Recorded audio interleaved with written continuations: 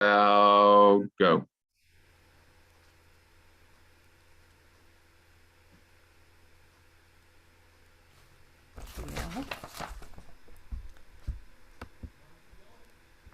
Where am I? Okay, there I am.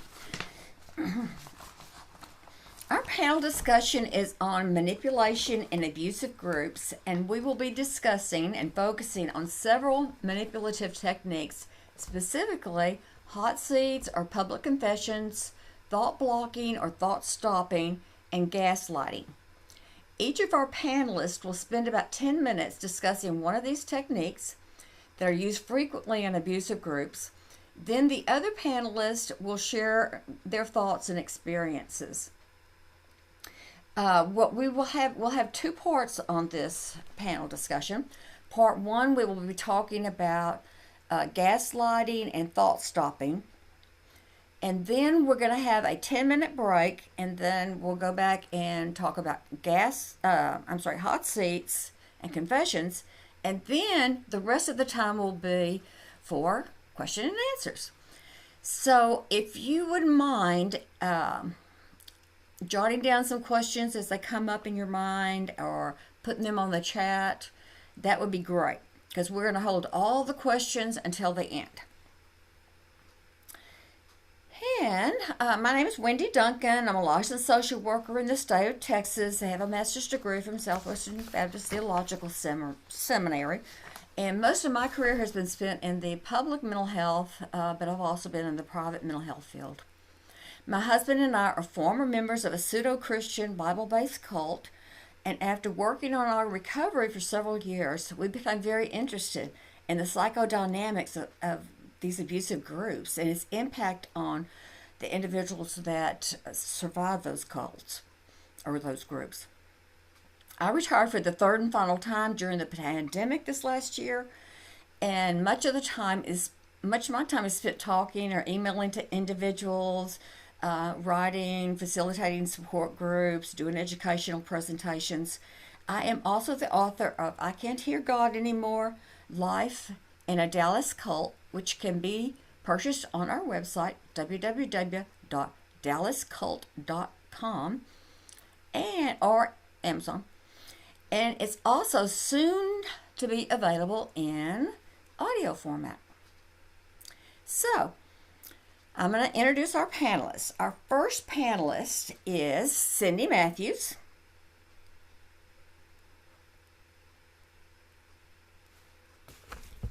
Cindy Matthews. And let me just get there she is, Cindy Matthews. She's going to be speaking about gaslighting. She is an experienced counseling clinician with over 17 years working in private practice and in academia. She is currently an assistant professor in the counseling program at Southern Methodist University here in Dallas. Cindy's passion is for social justice and advocacy, which are exemplified in her counseling practice and current research, which focuses on effective counseling interventions for marginalized populations such as cult survivors, domestic violence survivors, LGBTQ plus populations. And based on her scholarship and clinical expertise, she's researched and developed theory for counseling with former second and multiple generation adult cult recovery survivors. And next we have Molly Kashotka. And she is a high school French teacher. She lives in the Dallas Metroplex with her son, Cade, and their dog, Owen. And she holds 2 undergraduate degrees in French and 1 in psychology from the University of North Texas. She also has a master's in education. And Molly was in a Bible-based cult, and shortly after she left, she began her recovery by attending Wellspring.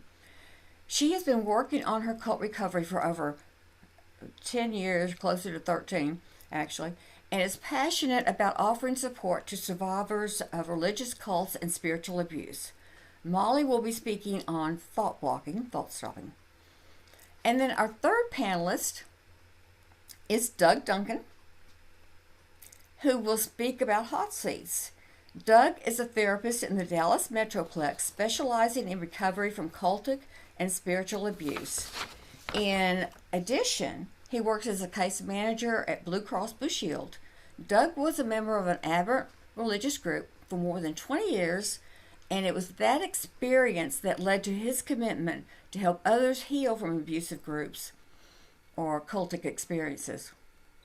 In addition to counseling individuals who have been in an abusive group, he co-facilitates a support group for former members. He is a frequent presenter at churches, civic groups, conferences, and has spoken nationally and internationally on cults and spiritual abuse. And he also works as a legal consultant with attorneys whose clients have been involved with cults. So I'm going to turn it over to Cindy, and she's going to be talking about gaslighting. Hey, nice to see you all. Well, actually, I guess I'll see you later. Let me just share my screen here, and then we can start. Let me start presentation here, slideshow. In the beginning. All right, we'll just go one down here. All right, so let me talk about gaslighting. This is the one that most of us know about and are very familiar with. So what is gaslighting? It is a type of abuse. And I want you to remember it is a type of abuse. It can be emotional and psychological, but through gaslighting, it can lead to physical, sexual, financial, and of course, spiritual abuse. And it is a form of manipulation that occurs in relationship. It can be to a person, it can be to an organization or a system, and it can be through doctrines or policies. You will see this kind of manipulation in cult relationships, from leaders to members, or from members to other members. You'll see it in domestic violence and abusive relationships. You'll see it in friendships. I'm putting that in quotes. In work relationships, you'll also see it from bosses, abusive, narcissistic bosses, perhaps. And you'll see that in racism and sexism and any kind of ism where there's a microaggression against others, and the one doing it will use it to deny that it's actually happening. The abuser questions the target or the victim or you to question your judgment or reality. Within you, it creates self-doubt, insecurity, distrust. But also, I want you to remember it creates a healthy paranoia. Once you recognize it and see it, and you see somebody doing it, it's like, I see what we're doing now. Also, it is a toxic manipulation and power. It is used to control and manipulate other people. So how it works is the abuser undermines your whole perception of reality. The goal is for you to question or second guess yourself, your memories, or your perceptions. The abuser also spreads lies or rumors and gossip, so then others start to question you as well. And you question your thoughts and your feelings, and you don't feel validated or understood. I actually saw this happen on Friday in a group of speakers where the people asking the question knew what was going on, and the leader was so good at using gaslighting that those who had facts and figures in front of them questioned themselves in the reading of them. And it was like, no, the way that they said it was a lie. You really start to question yourself. Now, I want to talk about the difference really quickly between a cycle of abuse that we talk about in domestic violence and the narcissistic abuse cycle. You'll see that gaslighters are often narcissists and use this abuse cycle. So in a normal, if there is a normal cycle of abuse, you'll see that there's a calm honeymoon period, then tensions build, then an incident occurs, and there's usually reconciliation through the abuser apologizing, saying sorry, they give excuses, whatever. In the narcissistic abuse cycle, you'll see that there is a honeymoon phase, the tension builds, and there's the explosion. So similar here, but then this part here is there is denial. This is where the gaslighting happens. I never did this. This was your fault. And so it re-victimizes the victim of the abuse. So the history of the term gaslighting, of course, it came from a film by Alfred Hitchcock called Gaslight, where this manipulative husband tries to make his wife think she's losing her mind. And that's really what gaslighting does, is it makes you question and think, am I the crazy one here? But he slowly dims the flame on the gas lamp and cuts her off from family and friends. And the wife constantly second guesses herself. So counselors and psychologists started using this label as a type of emotionally abusive behavior. So I want to talk about the types of gaslighting really quickly. First of all, they discredit you. So they're going to spread rumors, they're going to spread gossip, and they pretend to worry about you when talking to others. The abuser will say they are crazy, they're making things up, they may deflect the blame, and they change the subject instead of responding, ask a question about your role in the situation. I remember when I asked a boss one time, well, I went to a boss to talk about some really nasty behavior that was going on by a coworker. And she immediately asked me, so what is your role that is causing them to treat you this way? So in no way did she want to say that this guy really was an abusive person, that I was causing the abuse. They may lie by saying you're making things up, it never happened. You'll often see that in terms of sexual abuse, or even in the media right now, when someone says this person sexually abused me, they say, well, it never happened. It was a fantasy. Even Freud, when he first started studying women and hysteria and any kind of sexual abuse, it was kind of like, you're making it up. It's a wish or a fantasy. They minimize your thoughts or feelings, and they trivialize your emotions. Why are you being so sensitive? Calm down. It really didn't mean anything. You're overreacting. And they try to define your reality so you become dependent on the group. So it's like, okay, I question my reality, what really is going on, and you keep looking outside of yourself for what truth is.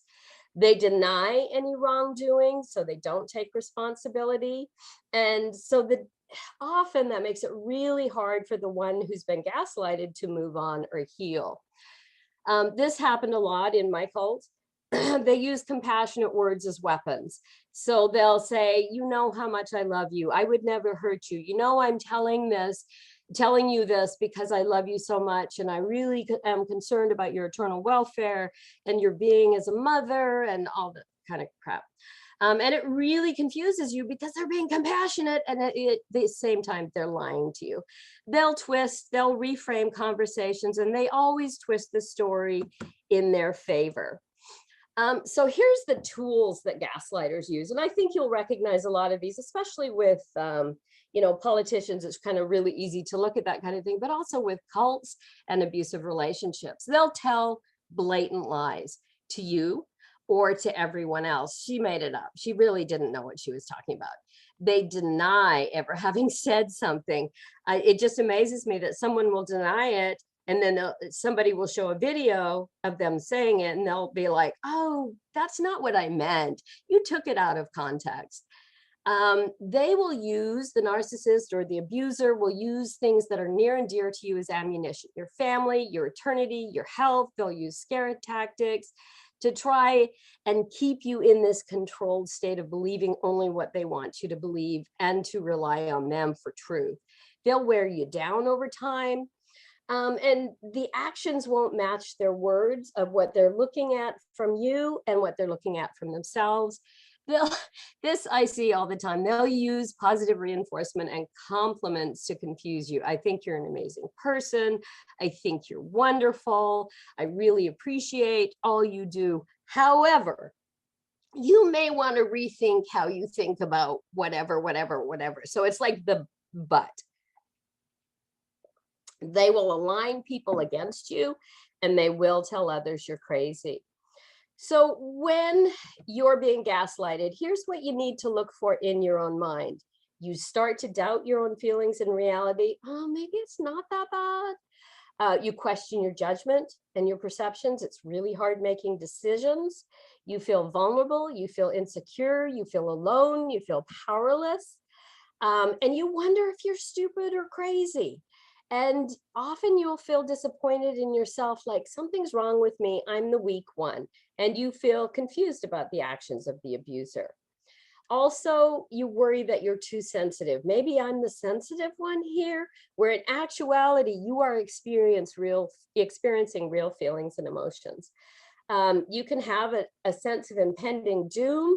You second guess yourself. You assume others are disappointed in you. You wonder what's wrong with you, and you have a really hard time making decisions. Here's some things I want you to remember. You are not to blame for the abuser's behavior. In no way did you cause anything to happen. The abuser made the choice to blame you, and they are responsible for their behavior and actions, not you. Nothing you did caused them to make this choice. And here's really something really important to remember that I work with, especially with victims of domestic violence. Nothing you do will change the situation with them. Nothing you do or say is going to change them, no matter how obedient you are, no matter how good you are seen as the troublemaker. I know when I was in my cult, I tried so hard to be obedient, and the more obedient I became, the more it became twisted. Nothing changed. You will not be able to change them. So learning to set healthy boundaries, leaving, getting counseling can all be very, very helpful. Finding allies within the system that you can test and say, did they really just say that? I thought I saw this happen. And people outside of the system is super helpful. Find a partner to help you bounce reality off of. That can be family, friends, coworkers, outside family. And remember, the more something is repeated, the more it is believed, but that doesn't make it true. And that's what I found in the cult I was in, that they repeated things and everybody was like, okay, I guess that's truth, but it doesn't mean it's actually true. There's my resources. And now we're going to have a conversation about it. Hey, Doug and Molly and Wendy, you want to talk about gaslighting?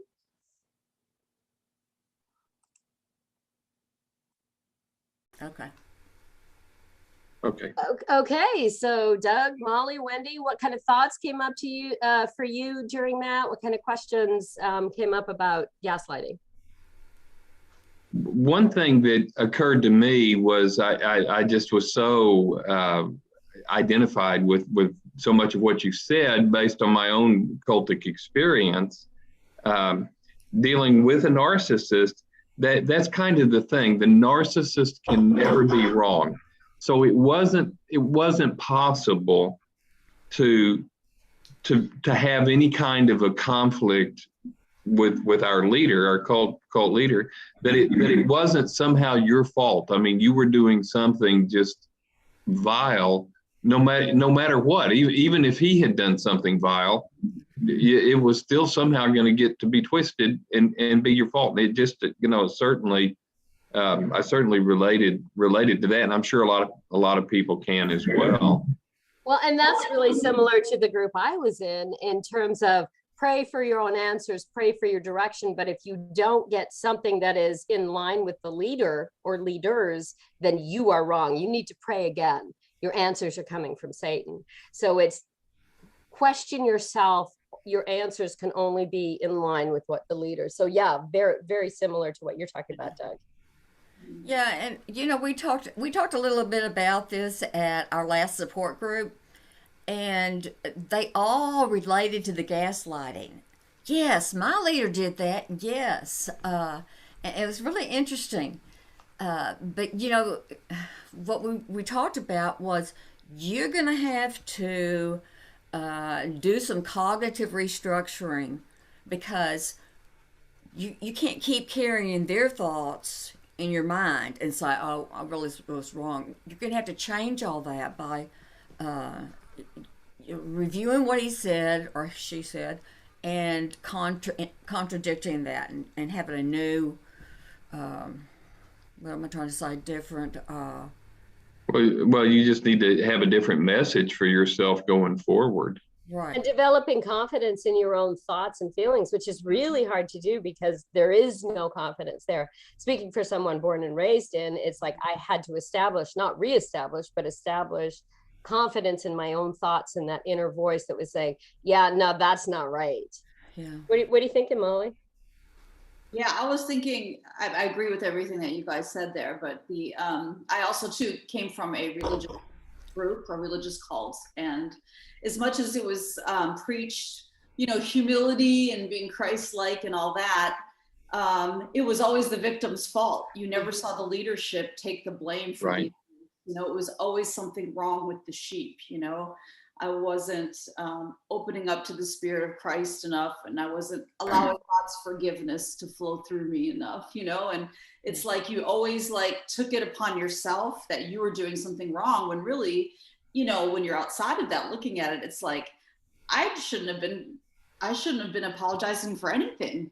You know what I mean? Like the abuser was just putting all that on you, and it's no different, religious group or not religious group. It's just the cycle of abuse. Yeah, I think that apologizing is huge, Molly. It's just if you find yourself constantly apologizing, oh, I'm so sorry for things that you shouldn't really be sorry for. I think that's kind of a sign of it too. And it's always done in such a loving way. Not always. I mean, I know, Doug, you've talked about some very harsh ways that the gaslighting was done, is that, you know, really off base. I know from where I came from, it was just a very loving, oh, sister, we just want you to know we love you. However you are wrong. Yeah. That's all about it too, Cindy. Well, one thing Wendy and I were talking about a little bit, I guess yesterday, was, you know, how this would look in a more secular context, because I all three of us, all four of us, have come out of religious cults. But this kind of thing can go on in non-religious contexts, in political cults or business cults. I've seen people before who were in a business cult, and you know, there are other contexts where this sort of thing can happen, aren't there? Oh, absolutely. I mean, I'm even thinking work contexts. I've had bosses that try to do that to make themselves look like I know everything and question your reality. And I saw someone do that on Friday, like I was talking about, that was just, you need to trust me. You just need to trust me as your boss. And it's like, yeah, but you're hurting us. Why would we do that? Yeah. So yeah, it happens in domestic violence relationships. It happens in boss relationships, even with friends. Yeah. But and I liked what you said, Cindy. I like that you gave some recovery. You had the slide on recovery, because I think it's important for the people who are attending this seminar to realize that you do have a recovery journey ahead. You can't, it's not a quick fix. It's not, let me read one book, let me go to see a counselor for 3 or 4 sessions. You know, there's a lot of stuff that you have to work through, because you've been in a mind-controlled, thought-reform environment. Yeah. Well, and one of the nice things, and in the research that I've done, pretty much everyone who's left with the people I've studied, they've left with someone else because they had someone to validate reality with. And it was really helpful when I left to have my husband and my 3 kids, that we were bouncing ideas off. Did they just say what I thought they said? Wait a second, can I process this? Because I'm thinking, and still now we've been out for 13 years, 14 years now. Still somebody will say something and still use those kind of techniques, and to have somebody to process with is really helpful. It's really nice that you have this kind of, not a narcissist to bounce it off of, but a trusted individual. Right. Yeah, it's so important. Yeah. Another reason to maintain those relationships with people that are still in the group without telling them they're wrong. Just if they ever want to bounce ideas off someone from the outside is there. If they don't have someone within the group who's starting to question and want to leave, you know. I mean, I'm learning that firsthand, having people, loved ones in a group. You can't go tell them they're in a cult. It doesn't work. No, Never that works. doesn't work. But, you know, the nice thing with me being out 13 years, and I never really fought against the people in it. I just tried to leave quietly. But like 2 years ago, my brother and sister-in-law called me and said, how did you leave? And they were able to process with me. Even last week, I had a nephew contact me. And so I've had these groups of people that are contact, why did you leave? And what happened? And what were you thinking? Okay, that's what I thought. And just to have somebody, because you can't tell the people in, but if they approach you, it really helps to be that kind of sanity voice for that. Yeah, that's great. That is good. Okay. Okay.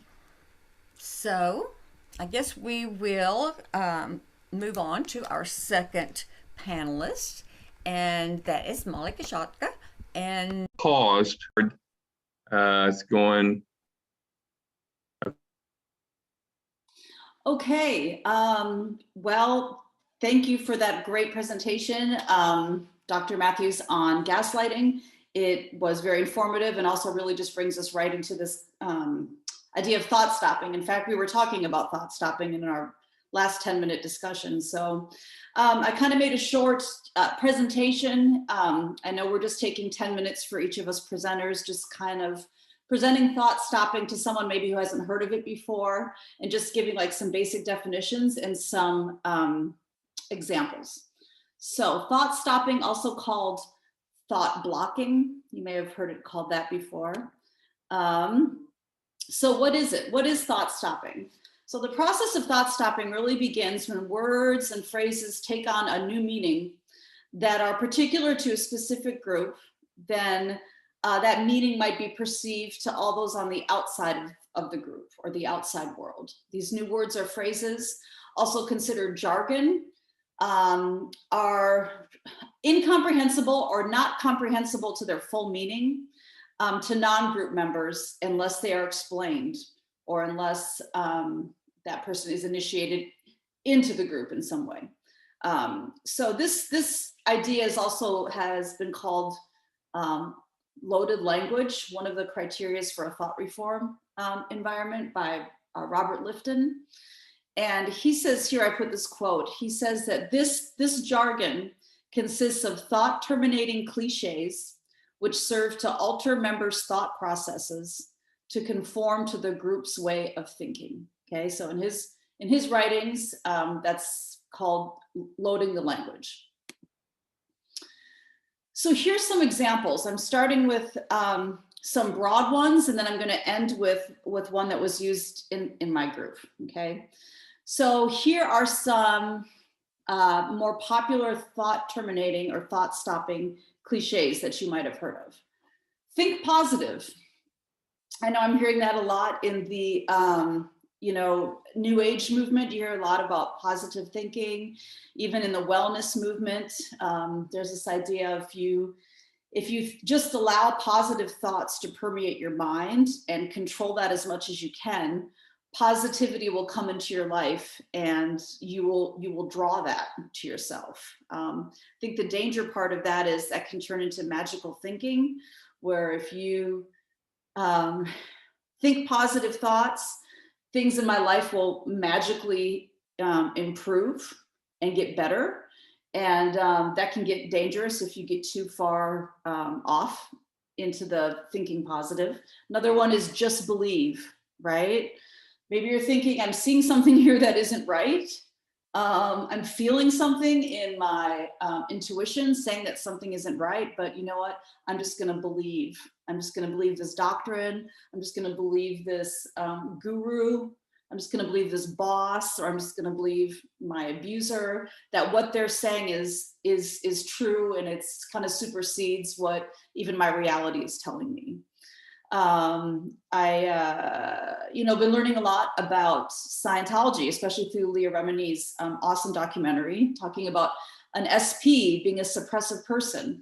Like, what does that mean to be an SP, or be labeled a suppressive person? Well, if you have been put in that category of being an SP by someone who's in Scientology, that means that you're someone who is coming against the work of the Church of Scientology, and you are not to be messed with or touched or reckoned with. So if you've been labeled an SP, or if you're part of that group and you're told this person is an SP, you'll have no problem just cutting them off, because in doing so, you're giving yourself over to the greater good and the doctrine of the cult.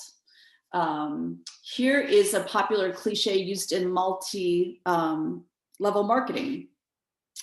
A job, you're just over broke, right? People who have real jobs, real 9-to-5 jobs, they're the real suckers. They're the real ones in the pyramid scheme, right? They're never going to be their own CEOs. They're never going to give it all and invest everything they have to this program over here. They just have a job, right? So that becomes a cliche. Also, the idea you have to spend money to make money. Well, maybe there's a kernel of truth to that, right? But if you are preaching that you have to spend money to make money, and you take that to its extreme, you can hold on to that above your own rational thoughts, saying maybe I shouldn't invest the rest of my savings into this product because there really might not be a return on it, right? I might just be going broke and giving everything I have to some sort of company or program, and there really isn't going to be a return, right? But you know, the doctrine there is saying, no, give it your all, right? You got to spend, you got to keep investing before you're ever going to see anything. Couple I'm ending with here, ones I've heard in, you know, the Christian world, you know, it's lies of the devil, or you're thinking something contrary or negative about the group, or negative about Christians, or negative about what the pastor's saying. You've opened up yourself to lies from the enemy. And you know, Satan, he seeks who he can devour. He's just right around there trying to just gobble up your mind and keep you away from the body of Christ and make you question God's people. That's kind of a broad one. Maybe a lot of different kind of denominations heard that one, but this last one here was a real big one that I had used to cut people out of my life, and now I'm actually on the receiving end of that. So this cliche here was real specific to my Bible-based cult. We use the terms, someone's either in Adam, meaning you're in your natural birth flesh personality or life, or you're in Christ, meaning you're operating from your born again or new spiritual life. And with that, you know, at first when you hear that, you find scriptures to rationalize it, and you say, oh yeah, the Bible uses these terms. I don't want to be in Adam anymore. I'm born again. I want to be in Christ. Those people over there, they don't know the gospel like I do.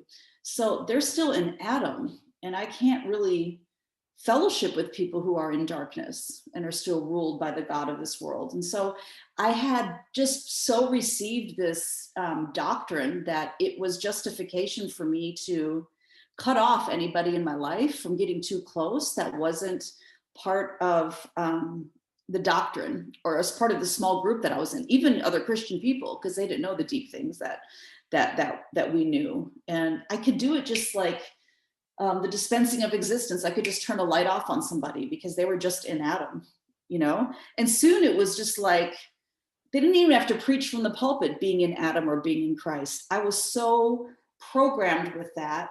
I was brainwashing myself, if you will. I could just say, oh, that person's in Adam. I'm not going to have anything to do with them anymore. Well, that old friend of mine, they're not in Christ. They're not living in the truth. They're not walking in the light. I don't have any fellowship with them anymore. So I would stop all communication with them. And with that, it really kept me separate from anybody who could ever bring any sort of conflicting information that what I was believing what wasn't true. Now, real quick, on the other side of that, having family members that are still in that particular group, one of the hardest things that I went through when I left was how my family members just cut me off right away. I mean, it was like within 1 week, we went from having communication to none when me and my family left the group.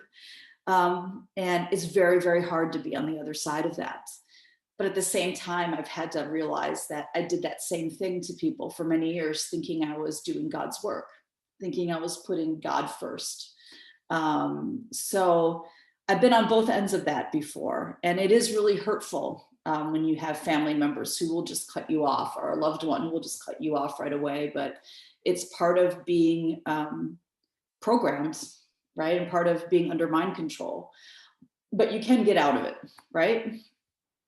You can get free from it indeed. So,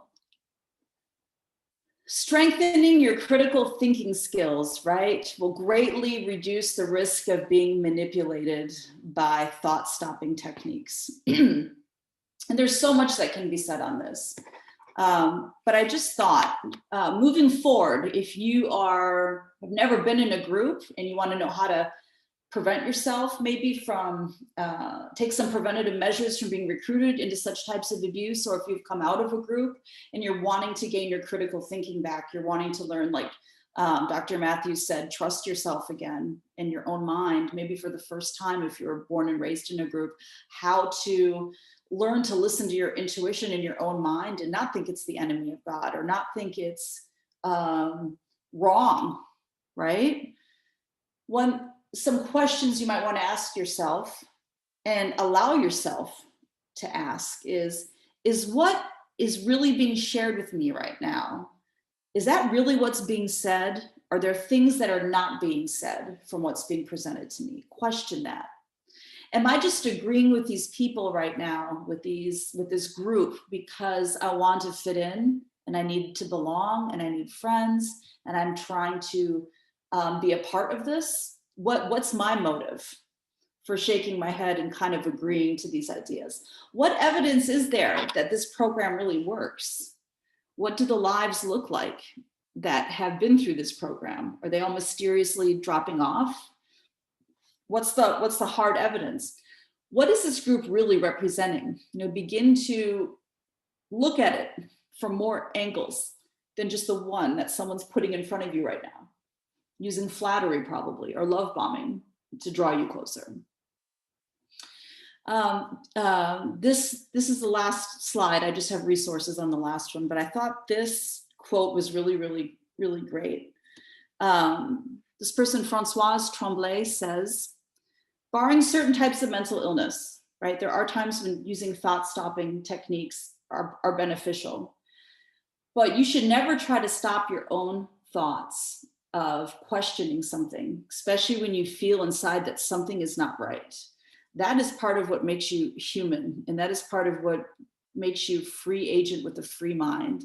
And we have been given that right to think for ourselves, which is something very precious and that I fight for, knowing what it's like to have given that over to a doctrine and to really another human being who is a narcissist. It's basically self-brainwashing. Criticism of oneself or of one's own ideas, criticism of others or other people's ideas, criticism of institution, criticism of received beliefs are all necessary and beneficial for the individual and for society. Stopping oneself from confronting evil or questioning something that doesn't feel right is in a sense support for the survival and propagation of evil ideas and evil institution. So it's therefore detrimental for the individual and for society. So critical thinking, I wish, being a high school teacher, I wish I could teach a class on critical thinking, wow, that could save my students from a whole bunch of relationship issues. It would have been great if I had a lesson on that, to criticize in the sense of questioning, knowing that it's okay to question things and come to your own conclusions and not give so much of your mind over to something that you don't even really know what it is. So with that, I feel like that's all I have to say at the end of this. I just have my resources where I got this information, but I know we can have a great discussion, the four of us, about critical thinking, as Doug and Wendy and Dr. Matthews have so much to share. So that was very good. Thank you, Molly, for sharing that with us. Welcome. I had this to say about it.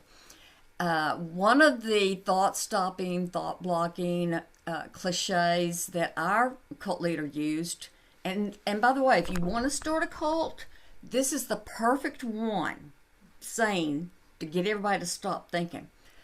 It is, your mind is the Antichrist. Because if your mind is the Antichrist, anything that you think is wrong, right?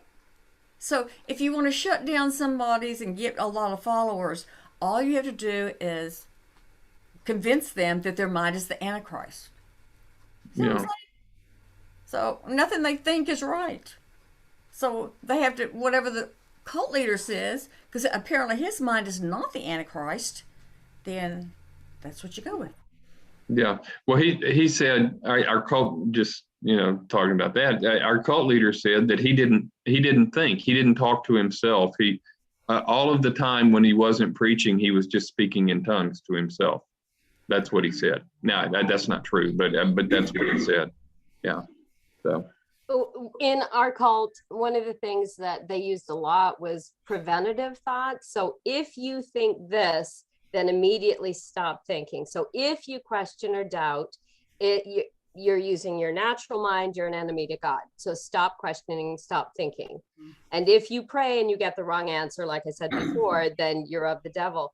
The other kind of preventative thoughts were, they use these labels. So if you read anything that is against this group, then it is anti-God, anti-Christ. It is anti-literature. Or if, so just like something like paying tithing, you must pay tithing because you will be burned at the last day if you don't. So it's, if you question it, do I want to be burned? And people would say fire insurance, you don't want to be burned. So you don't even stop thinking about tithing. I must pay my tithing. I think the funniest one is if you had a sexual thought or you thought about masturbating, you were supposed to sing a hymn.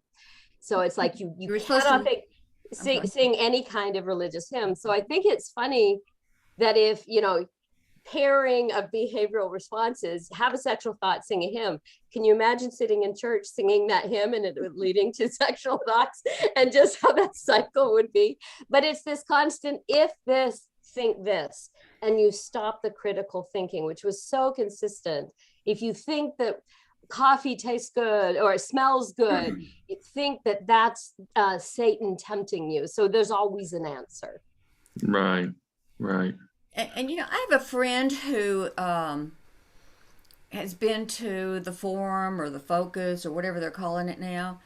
And so he may tell me something and I'll kind of challenge it. I'll say, well, blah, blah, blah, blah, blah, blah. Asking a question. He will say, don't say that. Don't say that. You're putting bad vibrations into the universe. Don't utter it. Don't utter it. Yeah, I think the universe has already got some bad vibrations. But that's what he's been taught, is if those thoughts about questions, whatever, well, you can't say them because it'll screw up the whole universe.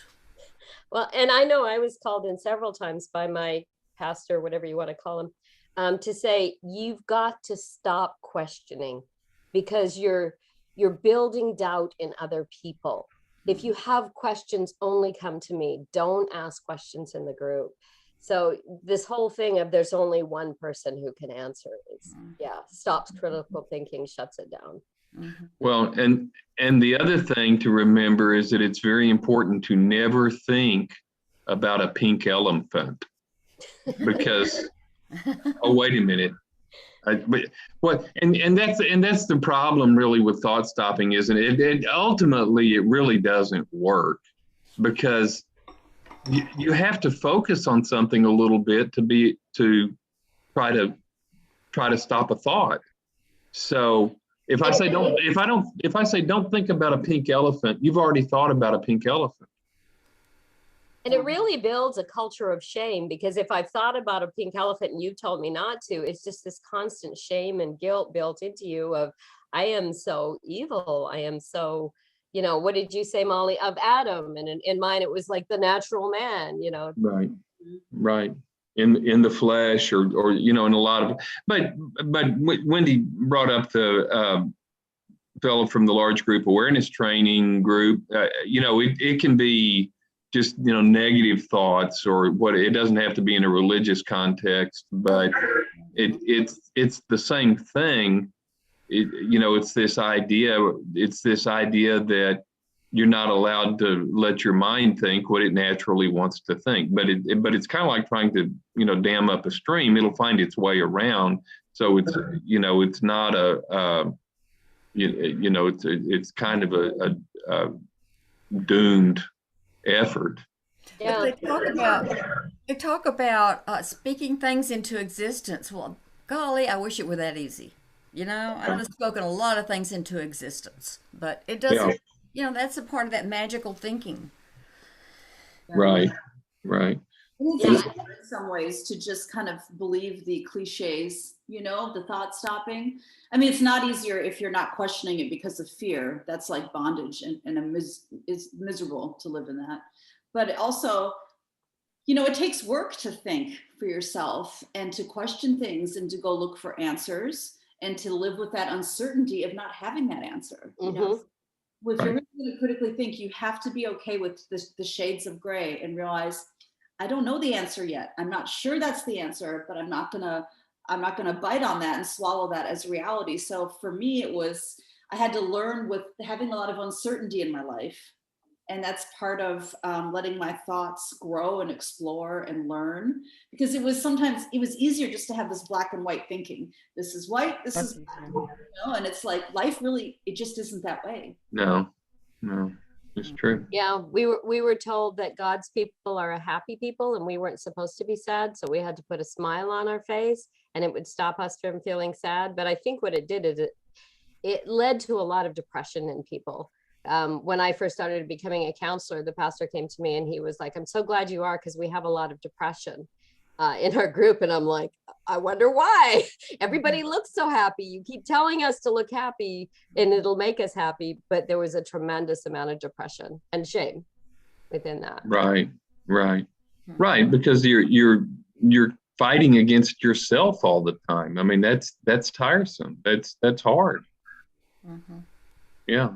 And it causes you to be fake and to be false, and which creates its own issue because you lose respect for yourself, and yeah, it's hard. That's that false cult identity. Right. But the whole thing of living in ambiguity, Molly, I think is really true. Is once you leave and you have to live within not knowing, it's a really difficult thing to do, because you've always known that there is one answer, there is one way, and to come out and go, I don't know, I don't have an answer. It's a really hard thing to cultivate and feel comfortable in. Yeah. It's time. Right. Okay. Well, we will now go on. Well, I guess we're going to take a break, and then we'll get back again and start with the next presentation, and then we'll have the Q&A. Okay, thank you.